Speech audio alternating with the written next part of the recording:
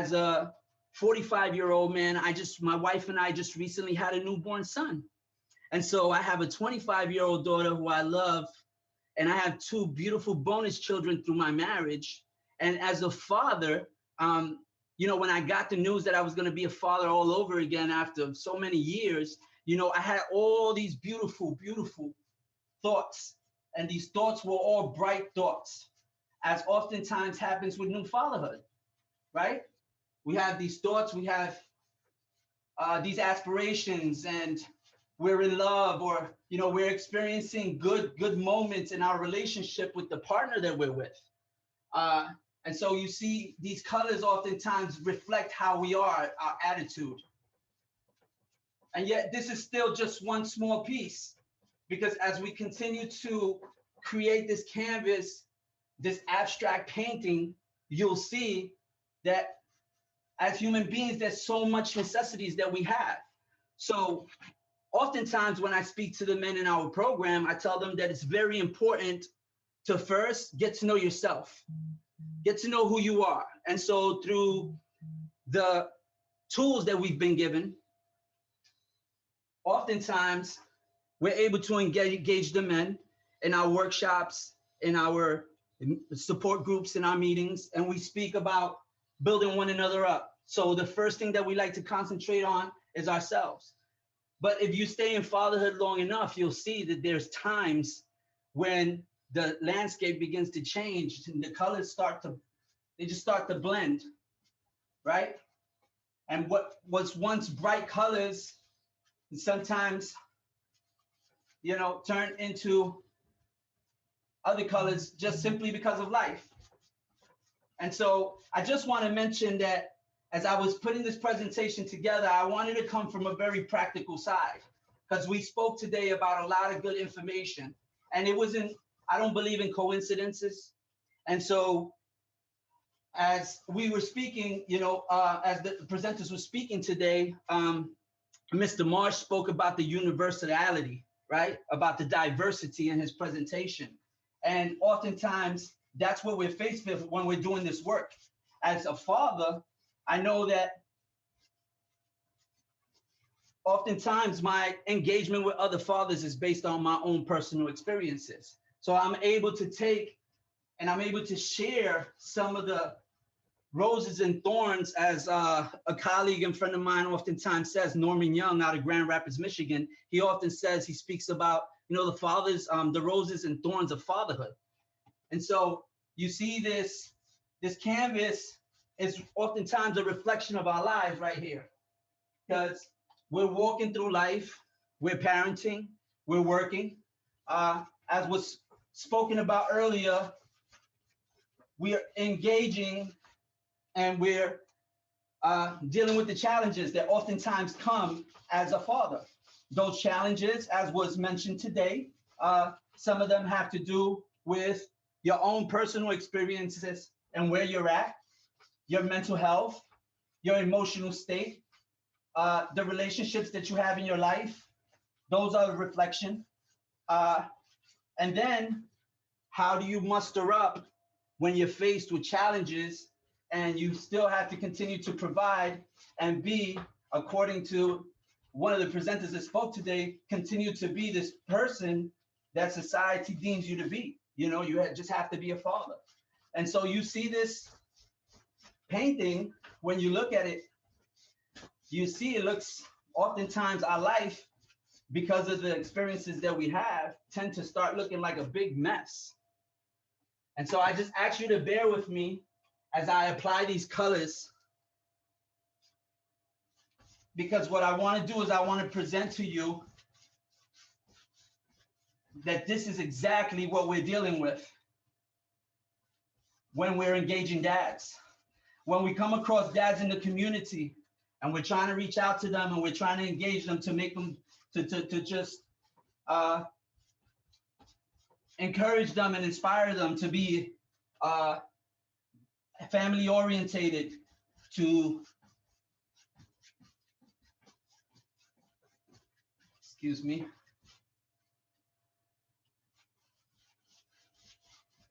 to take on the role of fatherhood, despite any of the preconceived notions that they may have because of some of the traumas they may have experienced. So I just want to really take the opportunity to highlight one of the things that Ken Harris said, because oftentimes we're dealing with the age of mass incarceration, and many of the men that we are dealing with in our communities, the demographics show they're either prone to being incarcerated, have been incarcerated, or are returning citizens from a period of incarceration. And so it's easy for society oftentimes to interpret individuals who are dealing with this return or carrying this stigma and take for granted that there's so many other people in our community who have already built prisons onto themselves.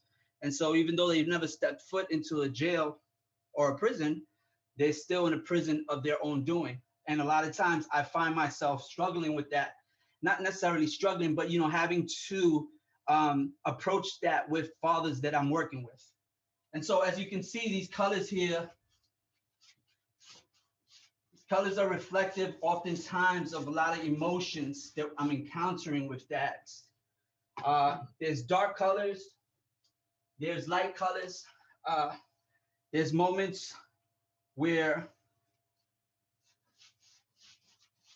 we're faced with situations that almost seem too paramount. They seem so big. And so as a result of that,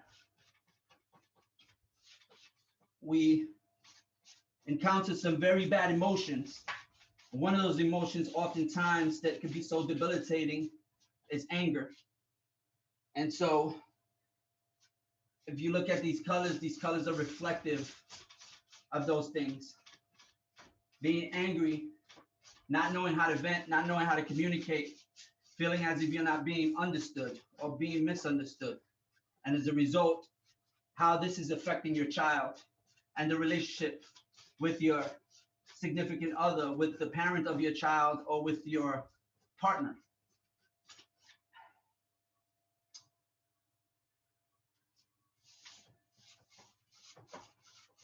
So I find that being able to present information through art gives people a sense of being part of something. A lot of dads that I talk to oftentimes have a lot of dreams and aspirations because of society and the demands from society on them. Oftentimes they feel like their creative sides have gone to waste and they're not being supported in the things they want to do. So here it is. We have all these wonderful colors that are reflective of a person. I could easily say these colors reflect me. If you know anything about art, what I'm doing here is I'm doing a basic, just abstract, all these wonderful colors. But the beauty about art, just similar to the work that we're doing, the beauty about the work that we're doing is that we can look at an individual and we can see all these colors in their attitude and their responses in the way that we engage with them. Sometimes the attitudes of the men that come into the clinic to work with us, they don't want anything to do with any type of system because they feel they've already been traumatized and victimized by the system itself. And so we can easily look at them as if we're looking at this painting and look a hot mess. Things look like a hot mess. And as a result of that, easily become jaded. And oftentimes,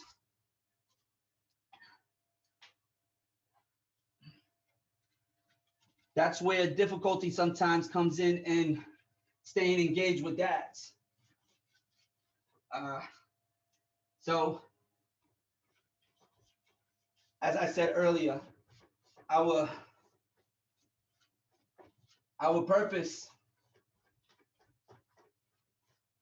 in the work that we're doing with the Healthy Start program in Staten Island is to build up the fathers in the community so that they, one, first, can become better individuals and learn how to understand themselves.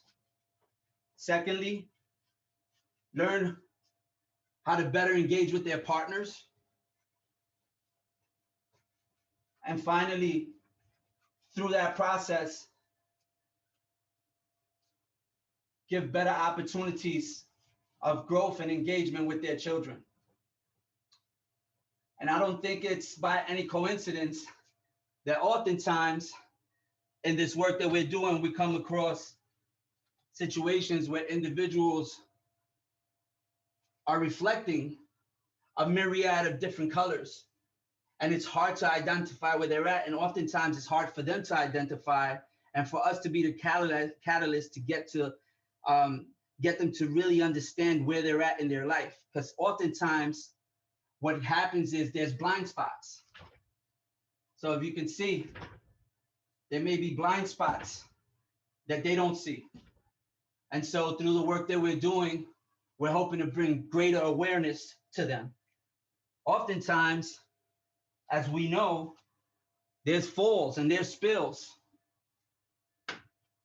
And so here it is. You have all this spillage, and people are trying to figure out where do they fall in this whole picture. And so what I want to present to you is this work of art today. This is an abstract painting, which it could easily reflect any one of us. All these beautiful colors, right? But I want to share with you today that just like every father that we work with, it's so important to instill and remind them that even though things may look like this on the outside, that what matters is beneath each one of us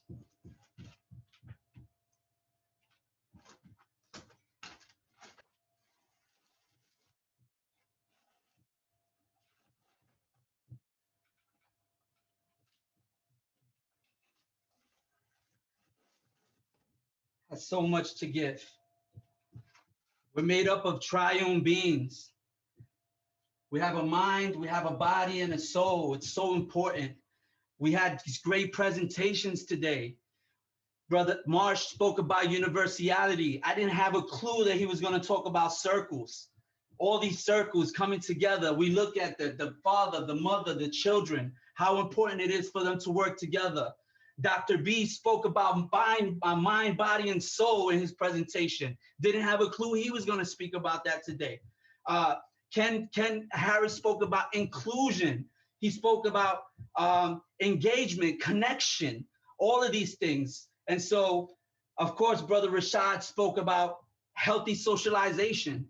So I just want to thank you and just tell you how important it is. Oftentimes, we use art as a form of therapy. And there's a lot of practical ways. We're in the books, we're studying, we're becoming more aware of the times, such great presentations. But as a father, as a practicing father, oftentimes when I introduce myself to my audience or I meet a dad, I say, my title here is a fatherhood engagement specialist. I'm a fatherhood coordinator.